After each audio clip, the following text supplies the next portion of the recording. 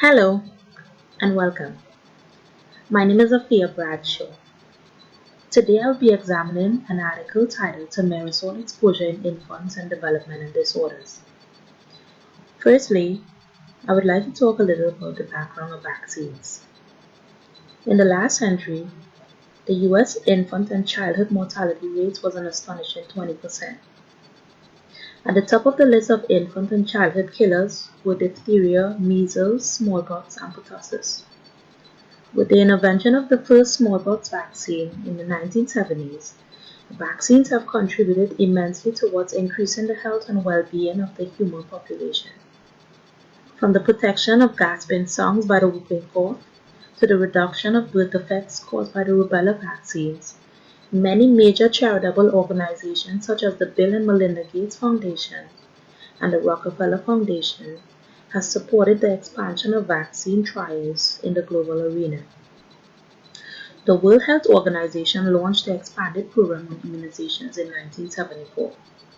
The goal of this program was to increase the rate of vaccine distribution to other nations.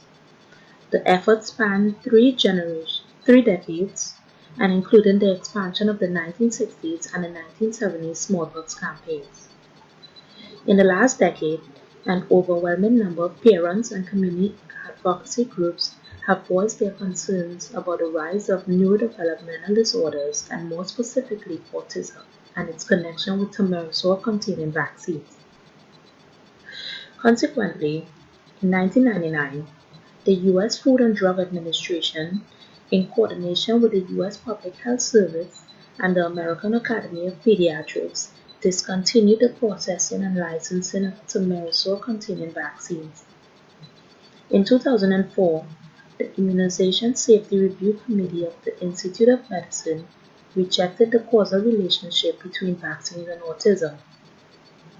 For this review article, Gold in 2004 used a prospective cohort study to investigate whether there was an association between thimerosal-containing vaccines and neurodevelopmental disorders. The vaccine preservative thimerosal, an organic compound containing ethyl mercury, has been used in a variety of vaccines.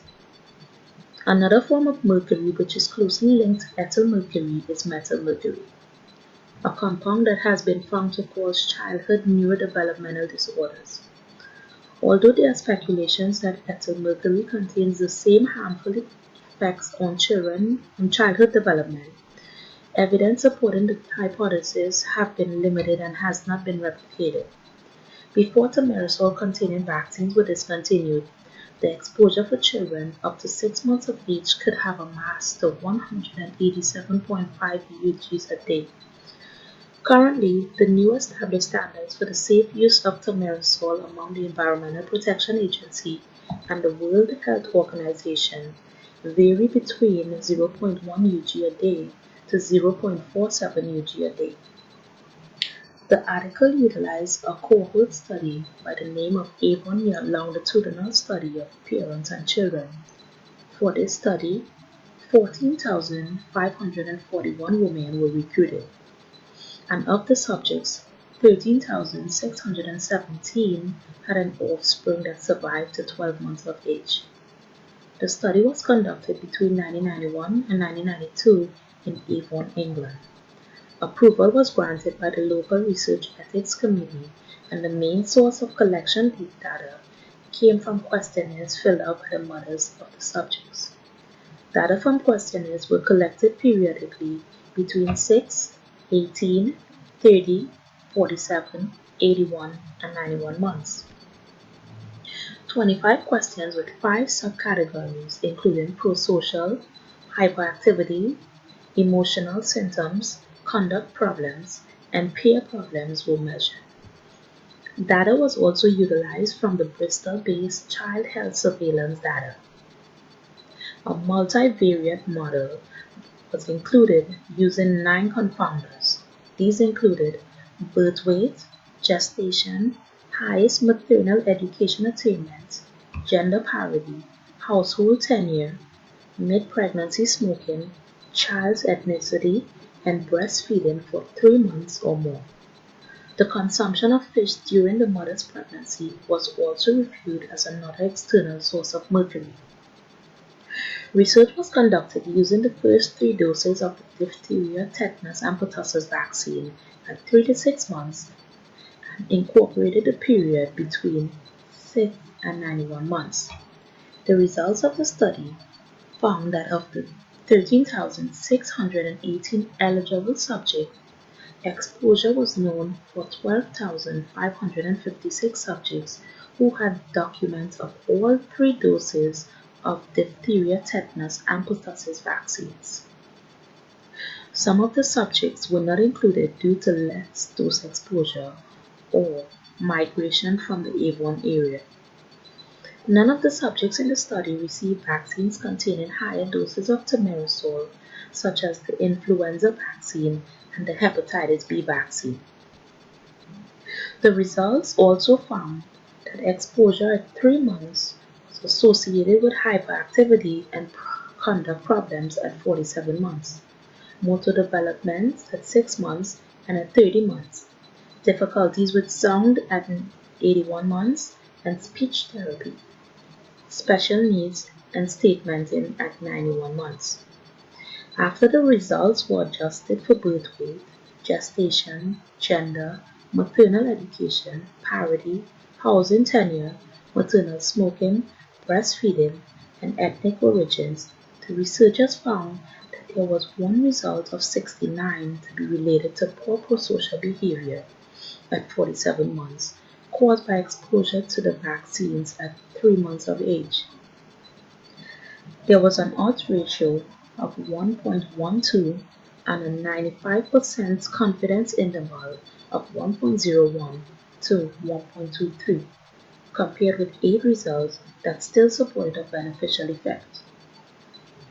The results did not find an association between fish consumption in the 3rd trimester and neurodevelopmental disorders.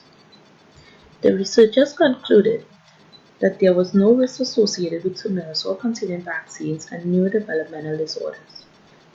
Further, any risk of using multi-dose vaccines containing thimerosal preservative is far less severe than contracting a communicable disease. One of the research biases that was noticed in the study was the lack of variations between ethnicities. Because different ethnicities are more susceptible to different diseases, separating white from non-whites, and then grouping all the other ethnicities collectively may prove to be inconclusive to other groups of people. Some of the confounding variables that were not taken into consideration that could have also contributed to increased neurodevelopmental disorders were alcohol abuse, drug exposure, teenage pregnancy, and children born with a mother who was over a certain age group. Implementing a cohort study is ideal for this type of research. You can observe subjects for an extended period to analyze trends in physiological and neurodevelopmental function. A randomized study design could have also been utilized to compare the rates of disease outcomes among the experimental and the control groups. Yes, I concur with the researchers' findings because there is no evidence that thimerosal causes neurodevelopmental disorders.